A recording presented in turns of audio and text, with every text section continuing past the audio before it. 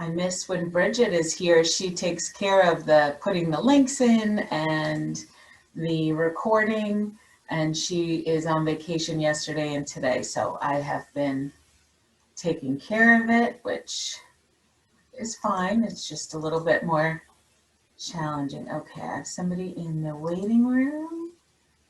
Let them join in. And if you could just type your name and district into the chat box, I would appreciate that.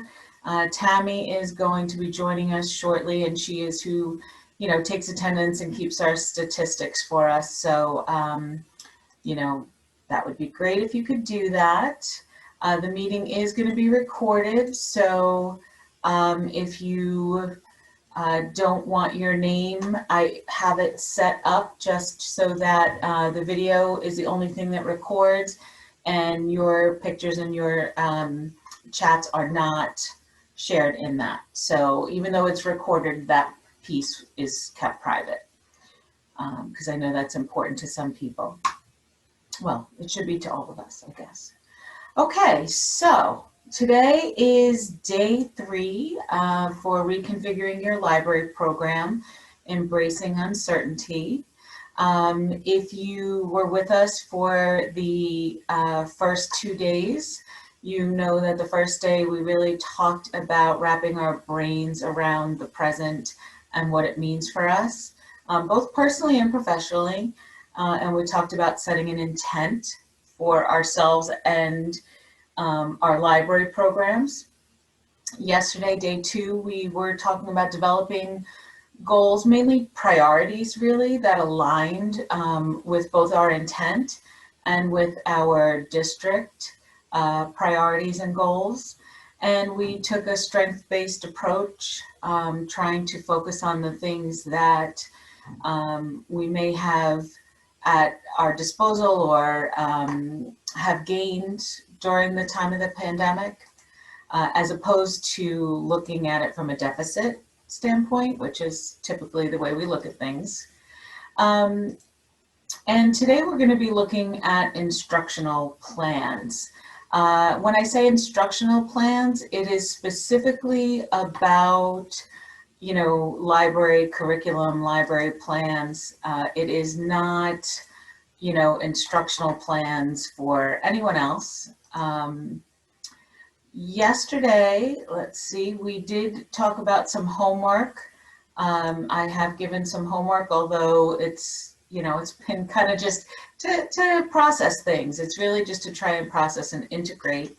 And we talked about, are there any priorities that align, that you have for your program that align with your school building or district's goals or priorities, and keeping your intent in mind for that. So did anybody have anything they wanted to share? I know we had kind of talked about it and had worked on the document, but you know, if there's something somebody did and prepared, I certainly would love for you to share that.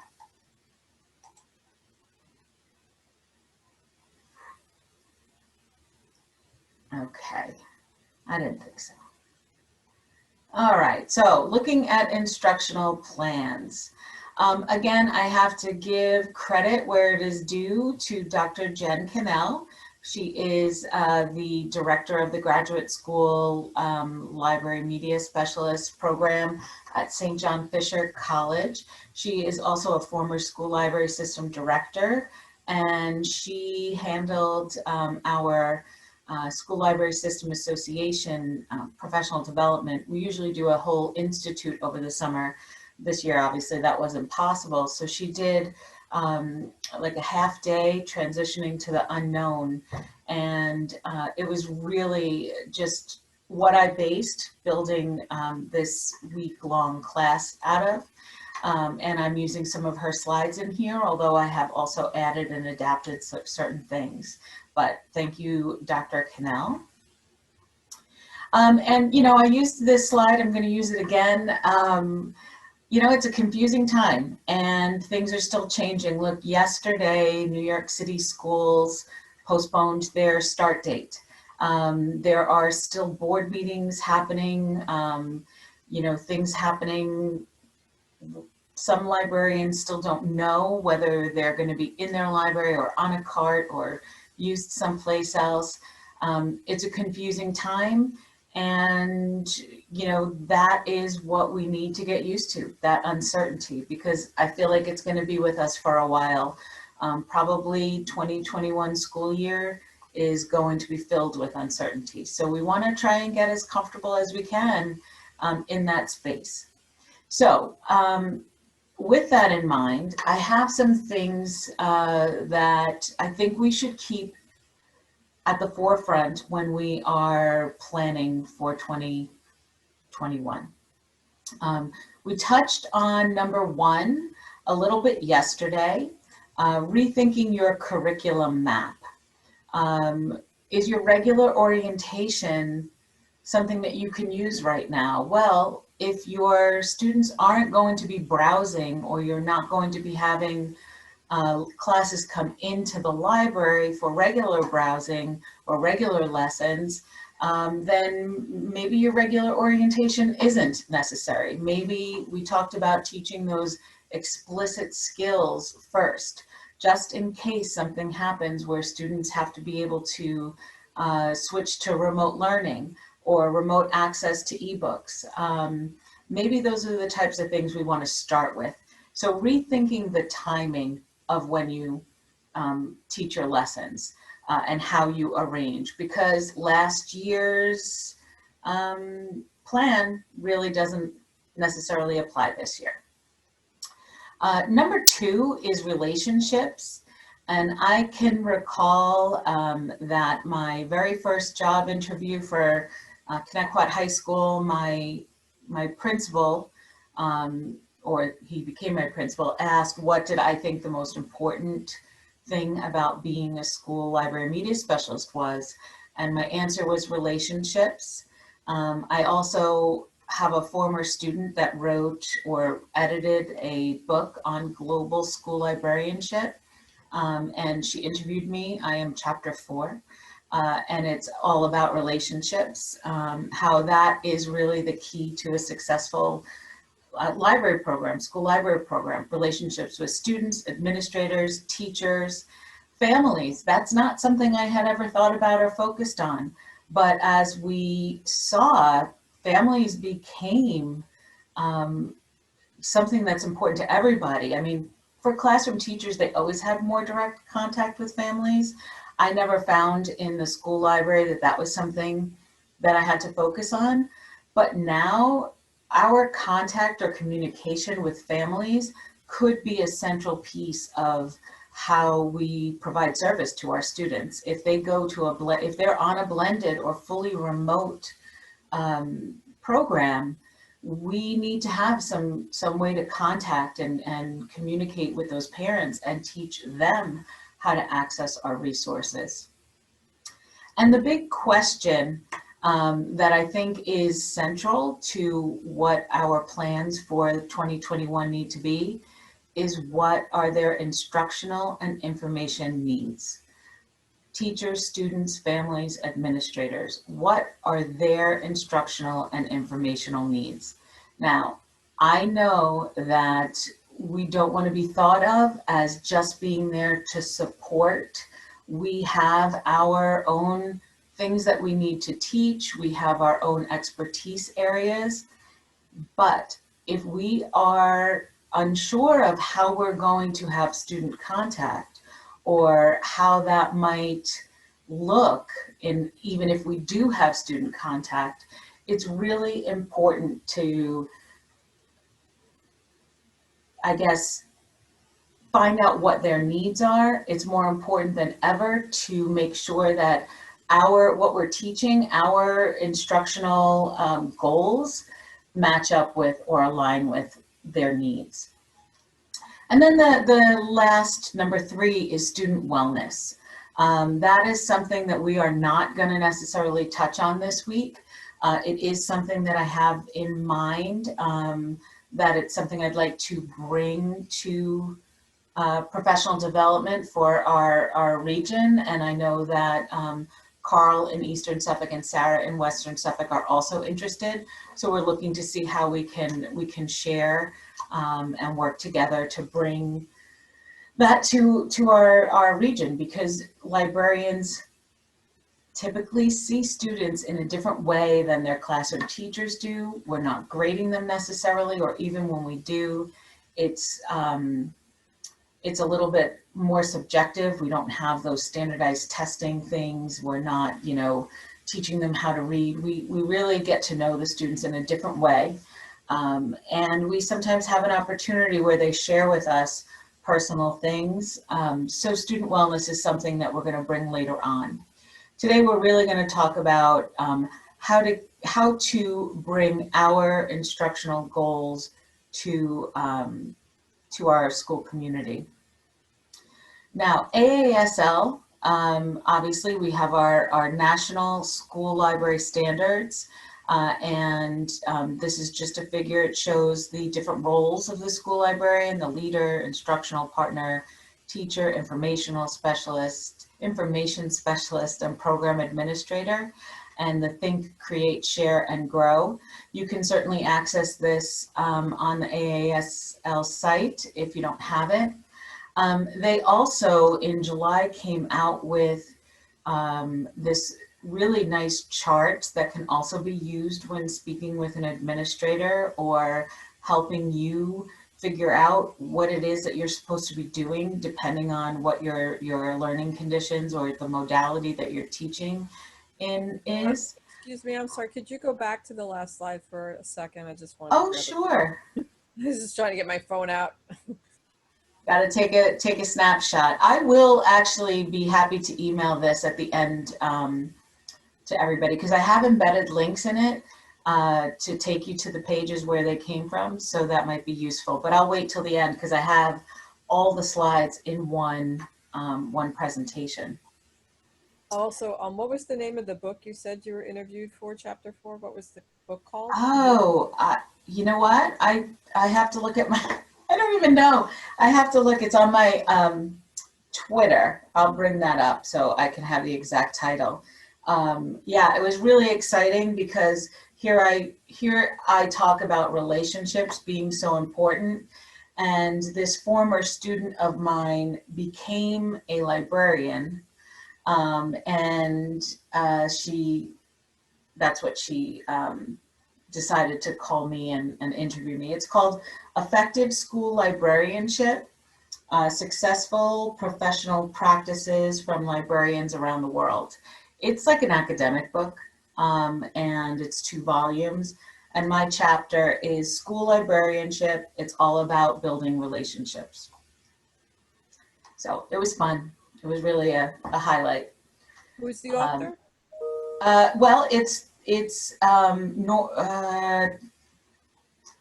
Heather Rogers is one of them, and Patrick Lowe, L-O,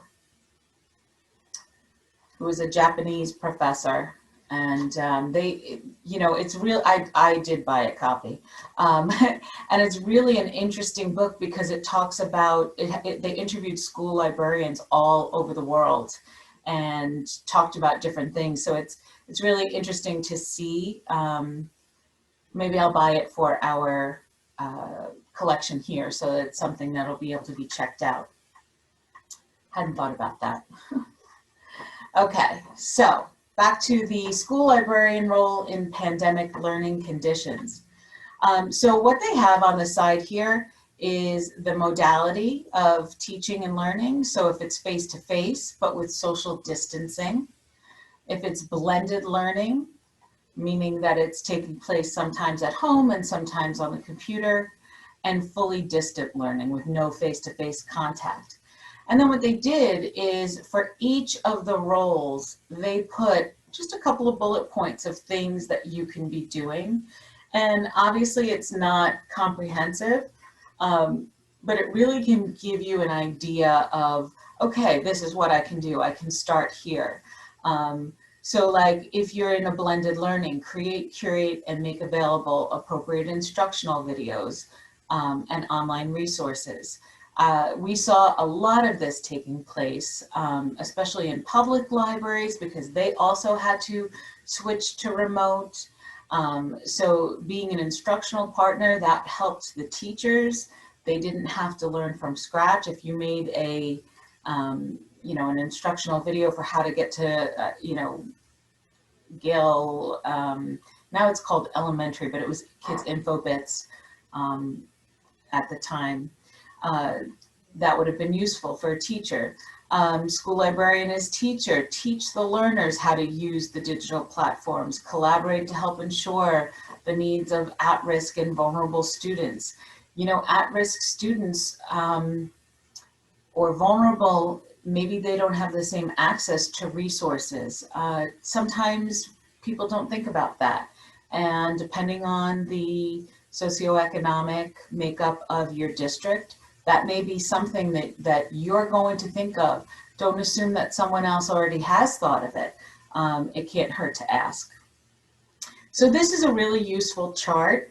I think that, it's certainly, like I said, not comprehensive, but it's worth having a copy of, because if anybody asks, well, what are you supposed to be doing if you're not your library space?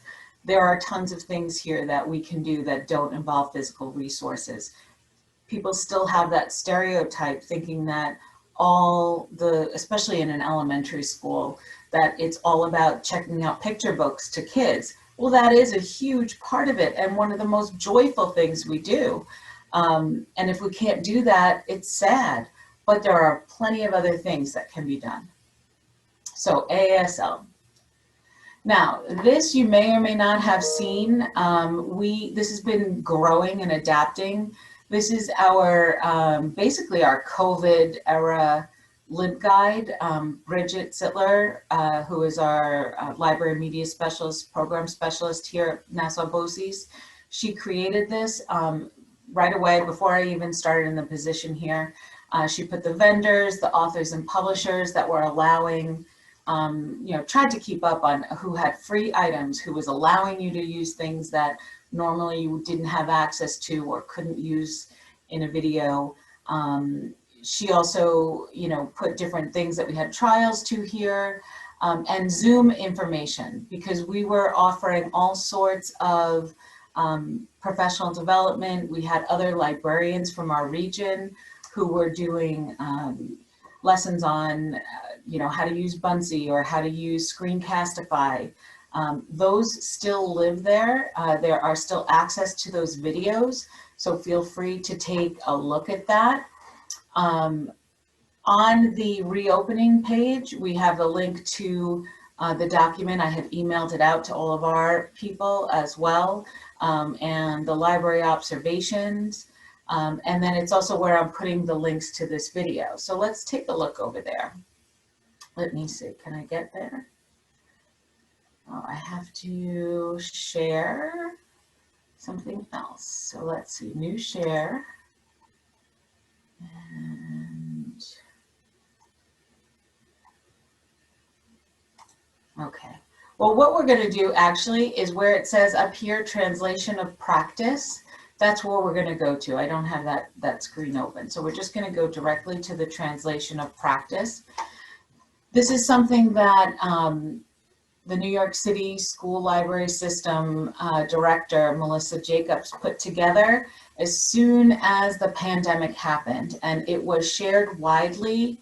And hopefully it's not the first time you're seeing this. But what they did is they took their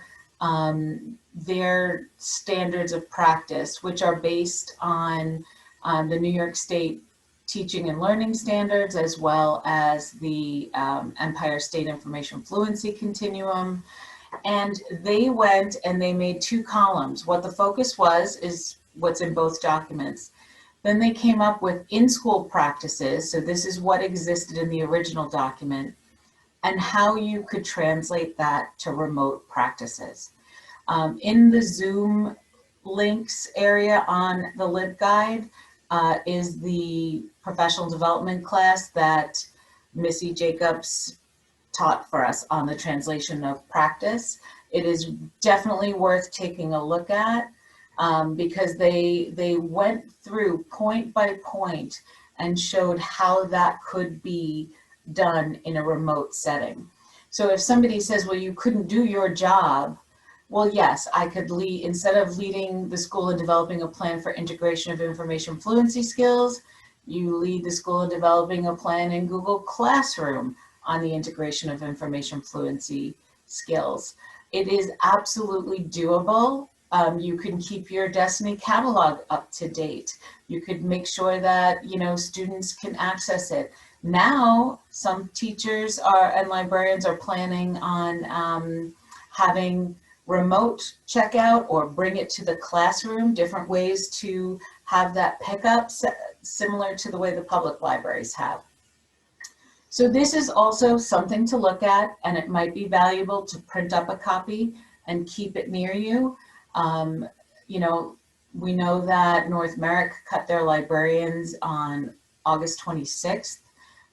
There are going to be needs for us to be able to justify how our programs can be translated to whatever comes, and that we are really situated in a very good place to do that and to adapt.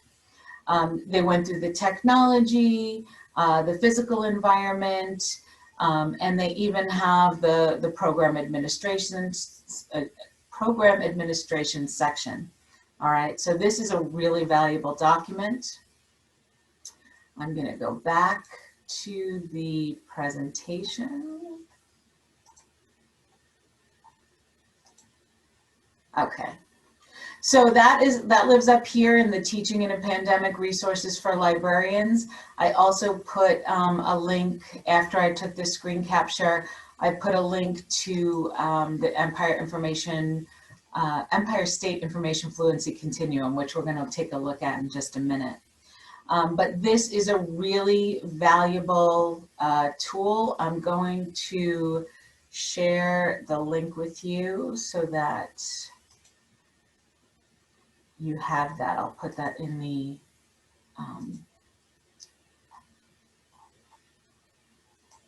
this is something that normally Bridget would just be able to do for me. So that's to our LibGuide, okay, that has everything and even has the links to these videos. If you ever need to go back for something, or you want somebody else, you think somebody else would be able to benefit from it. Okay. All right, so the Empire State Information Fluency Continuum. Is there anyone in the Zoom room that has not seen this before?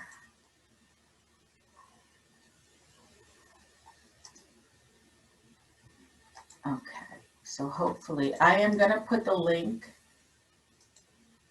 in. So Lynn, yes, you have seen it, or no, you haven't seen it, because now I'm confused by the way I asked that question. I haven't seen it before. Okay, so I'll give you just a quick, thing about it. This was created by Barbara Stripling and the New York City School Library System Directors and Coordinators several years back. And I've heard of it, they then shared it with everyone in New York State. It's actually also part of Engage New York now, and it is on the state ed site under their information literacy page. So this is, although we don't have an official curriculum for school libraries, this is the closest thing that we have to it, and it is fabulous. I am going to switch over to that site on my sharing. So this is going to the, okay, so you have seen it. So this is going to the priority skills brochure, because that's the simplest place to start. But each tab here has lots of different information, and who it's endorsed by. So if you're ever looking to say like, here, this is what I need to teach, this is why I'm teaching it this way, the IFC is the place to go for that. The brochure basically has the important pieces, the pre-K through grade 12 priority skills. Now, these skills are highlighted. Oh, they also have the cycle of inquiry that Barbara Stripling had created. So this would be something if you wanted to share with teachers to show this is why you're teaching it this particular way, or something to refer back to. And what they have for every grade level, they have listed what the standards are for New York State standards, as well as the skills that should be taught. So based on the Stripling model, you have connect, wonder, investigate, construct, express, right? And so for pre-K, in investigate, it's sources. It's highlighted in green. So that is what is the priority. Now these priorities were selected when it was first created. So New York City had selected what their priorities were. You may know that there should be a different priority for your building. You absolutely can choose your own priorities, and you're encouraged to do so. But if you don't have one and you're looking for something to guide you, this is a really great way to do that. So for kindergarten, organization and evidence. And you can do multiple priority skills, obviously, even in one lesson. I mean, personal growth and agency often can be brought into teaching about sources or evidence or note-taking. You can build that in. And yesterday we mentioned that the students would be, I think it was yesterday, yes, coming in with some exposure to the social unrest and social justice issues that have been a part of what's going on in our world right now, the inequities that they are seeing, or the way public health is run. These all come under social and civic responsibility, right? We tell people they should wear their masks because it's part of the social agreement that we have. So these might be things that you can bring in based on that strengths-based approach that we talked about yesterday. So this list of priority skills is what I think we should use as one of the tools when we're selecting what we're going to include in our instructional plan. Now, I am not suggesting that you try and include all of these, or maybe not even all of the highlighted things under investigate. Especially this year, I don't think we should be overwhelming ourselves with trying to get in everything. You know, you have to pick and choose because our resources are limited, our energy is limited, and our time is going to be different than what we have had in the past. So even if there was something that you had always planned with this, you're going to need to be ready to adapt it to whatever the new normal looks like. Now, the other thing that they have in here, and these are things that I have used for years, are the assessments. Now, you can look at their assessments by grade or their assessments by standard. I have used it both ways. I love that they have it both ways because I have actually used things that were for elementary grade levels for high school special ed students. Everything is in a document that you can adapt. And I would just take the grade level off so that the students didn't know that I was giving them a graphic organizer that was really intended for, you know, 3rd or 4th grade, and they were in 9th or 10th grade. So there are just wonderful things in here. So let's just say that we're going to look at design thinking, right? Because that's something that's really interesting these days.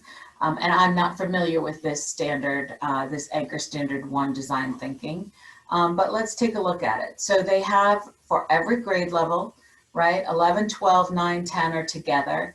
Let's take a look for first grade, what they have here. They get downloaded in a Word document. So I actually am going to have to share that Word document with you because of the way, let's see, because of the way Zoom works, you have to pick a window.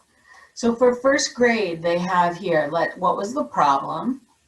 Create a solution. What did you try? How did it work? And how will you improve your solution if you were going to solve the problem again? That's a pretty cool assessment. That could be certainly handed out. You could have children that couldn't write it. You could have them draw a picture and then they could tell it to you.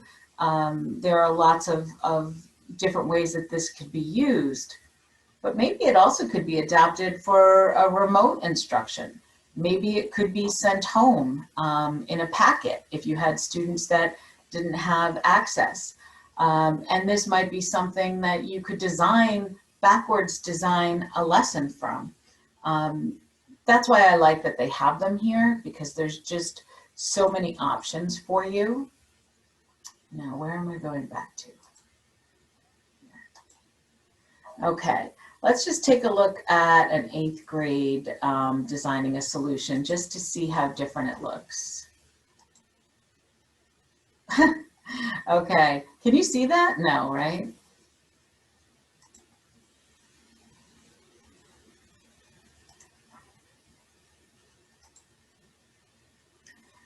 Okay, so you'll see the 8th grade version is not really much different.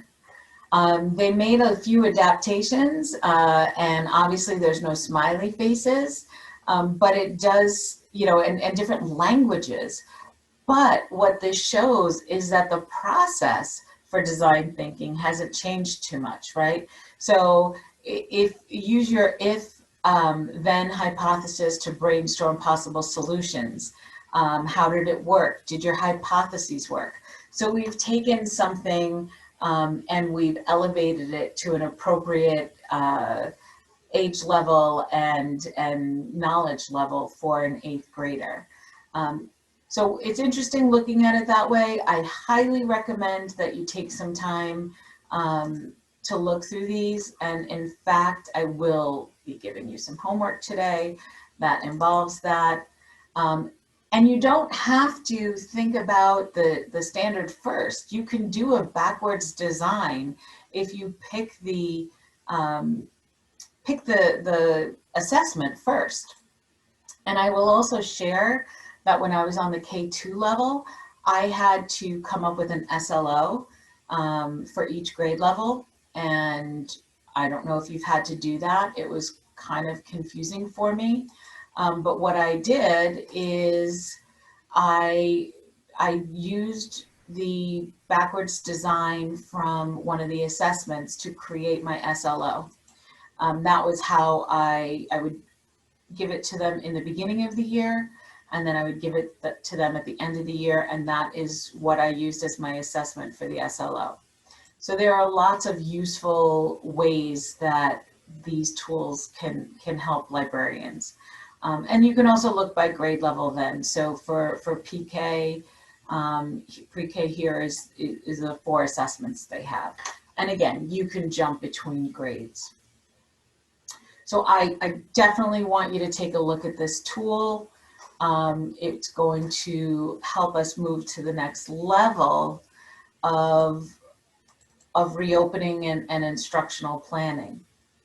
Now, in New York City, what they've done is they use a chart to plan for their year and how they're going to teach the priority skills from that document. So what they have here is for the first, second, and third quarter, for each grade level. This example is PK2, but obviously if you were 9 through 12, you would just use different grade levels. Um, we are not going to try and take on all of that right now because there's just too much uncertainty to take it all on at one time. We need to take it one bite at a time, one step at a time. So we are just going to be focusing on the first quarter. Okay, we cannot choose multiple benchmarks, multiple assessments for multiple grades and multiple quarters. Let's just plan one thing. Maybe it can be for multiple grades because like we saw, you could choose an assessment for the same priority skill and just use a similar one, but that is appropriate for each grade level.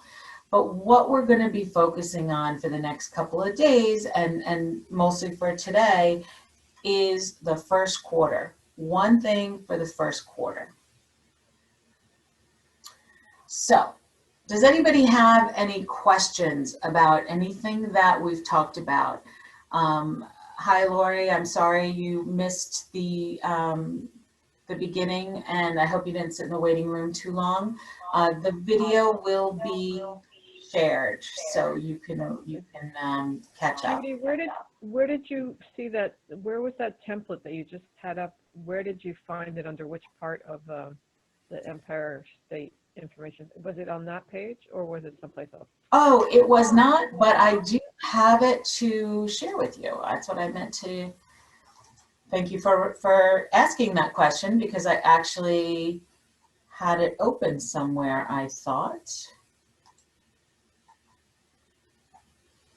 Maybe not. All right, let me find that.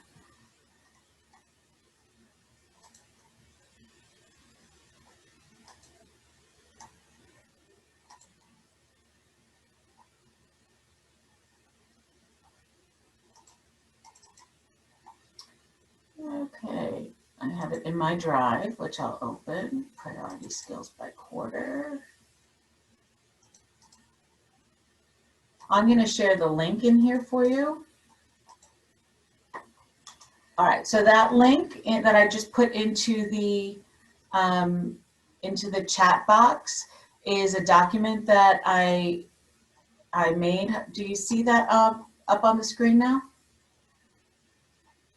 Is that sharing the Google Doc? Hopefully it is. And you can make a copy of this.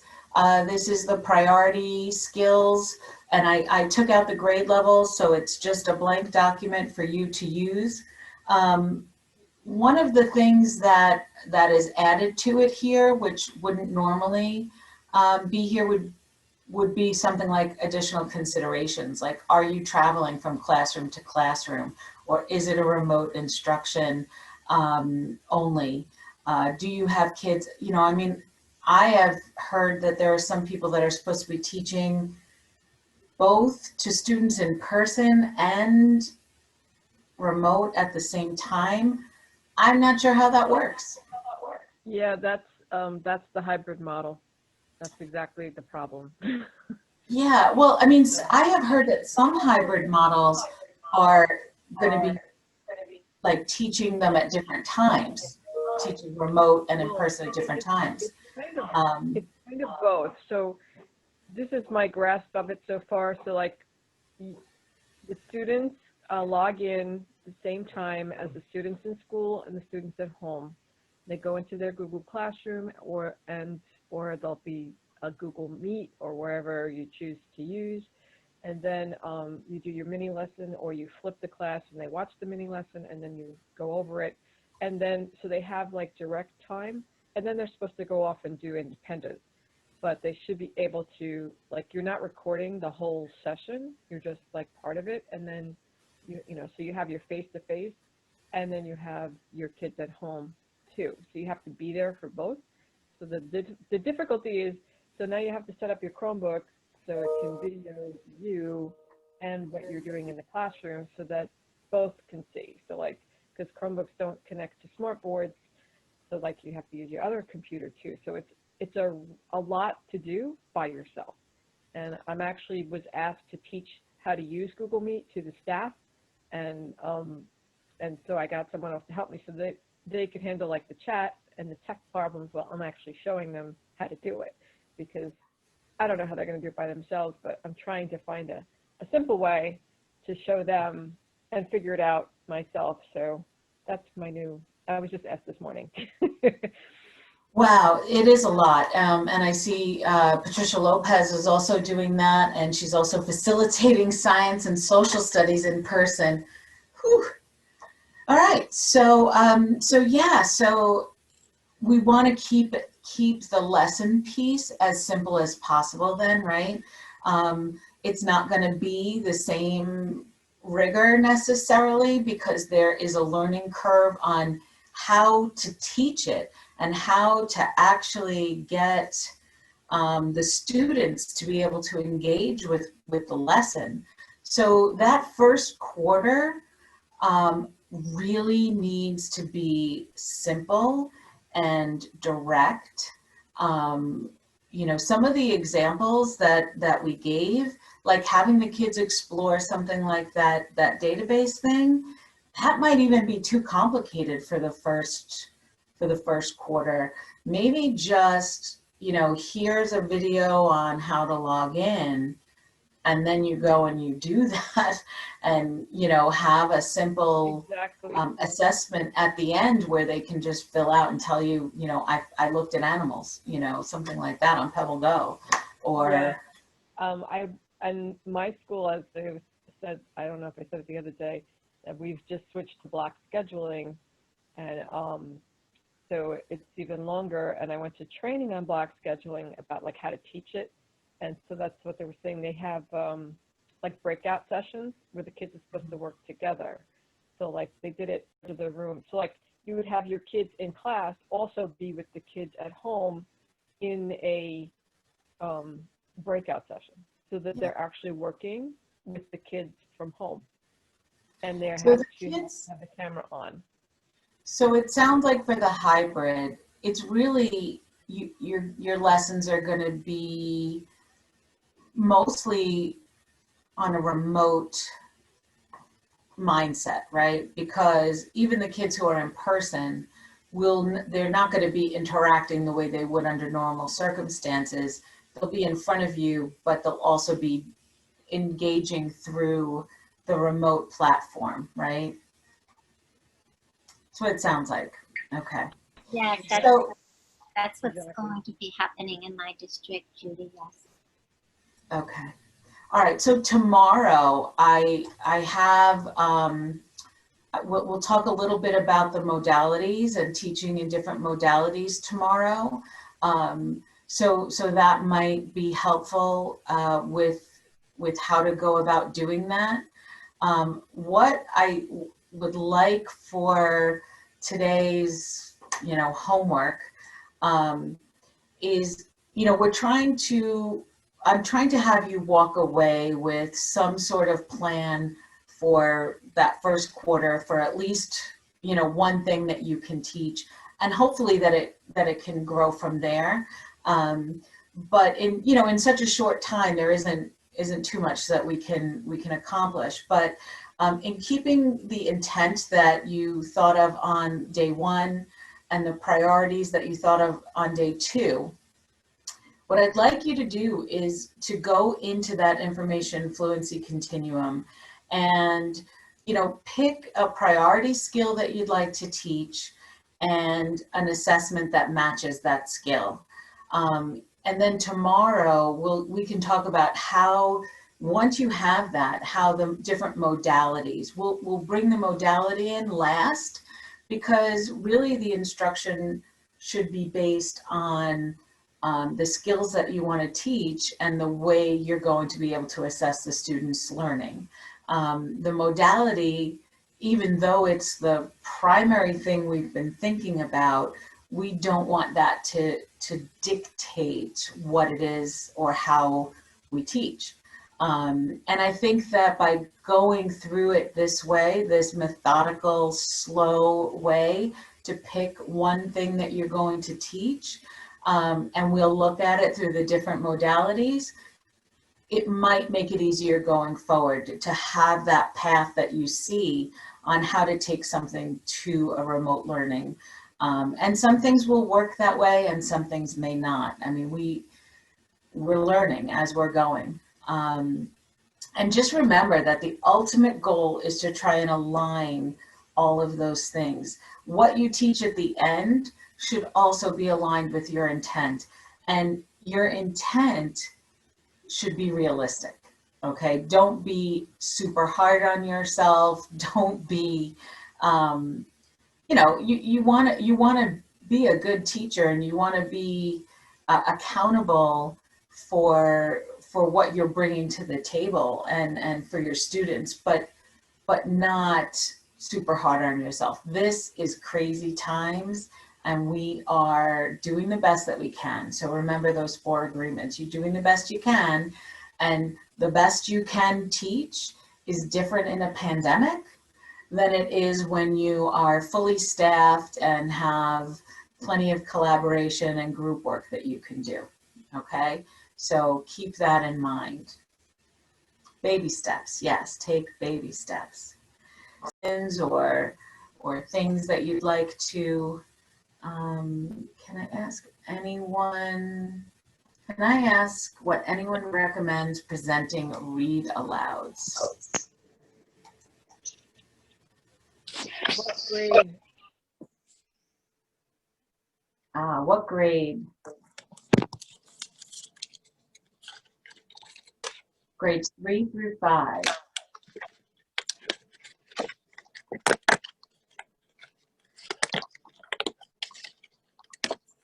But does anybody have any read alouds for 3 through 5 that they would? Now, you have to record those read alouds. Is that what you're talking about? There is an app that works with read aloud that my friend told me about. It does like the background sounds and it works with the reading of the book that you do. I don't remember it off the top of my head. Maybe someone else does, but I'll see if I can find it for tomorrow. Post it for you. I just can't remember what it's called.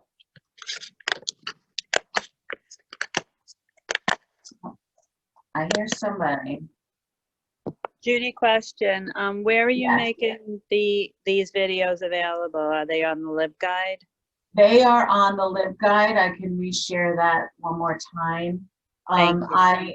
Yeah, they are, you know, I've been putting them up at the end of the day. I also will put the links to the documents, okay, so that this way, if somebody wants to, you know, go in and make a copy of it. Like, I feel like some of these things, you know, I personally would want to print it out and like scribble notes on it and you know, it's one thing to type it in, and that is one style of learning. But for me, you know, I always have like scribbled notes, and usually there's doodles on them and arrows all over, because that's just, you know, my learning style. So, you know, so those are there for you to print up if you want as well. You can make a copy or whatever, and save it into your own Google Drive.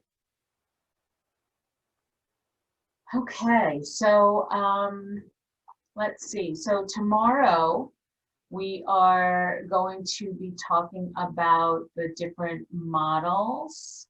Let me just go back. So it's called Novel Effect. I'm gonna post the link on the chat.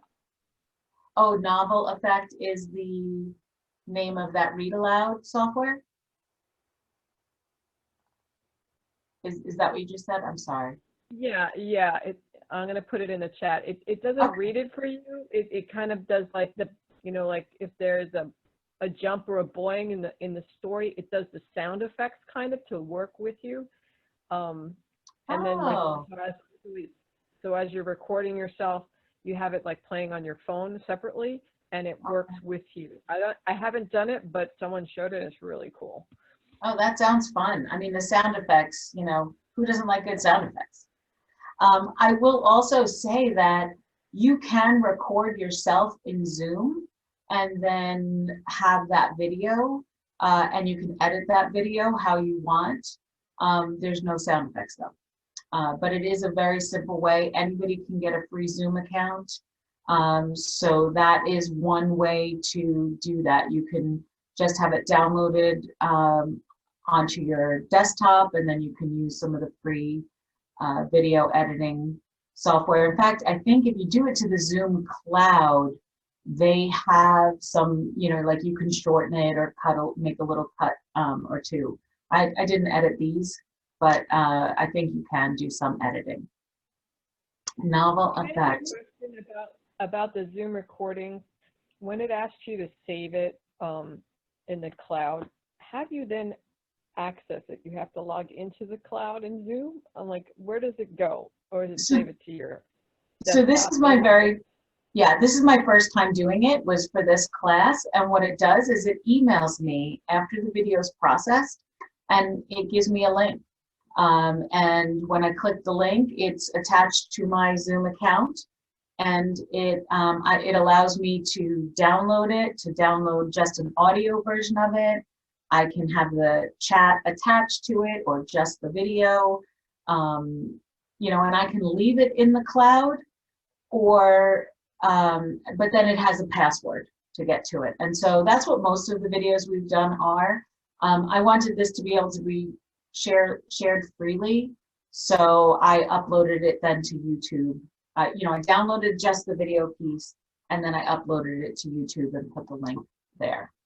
If anybody needs any specific help with something, feel free to email me. I would be happy to, try and walk you through something or find something for you. I know, Sarah and Carl are also very open to helping people. Yes, my email is jashby@massboces.org. Okay.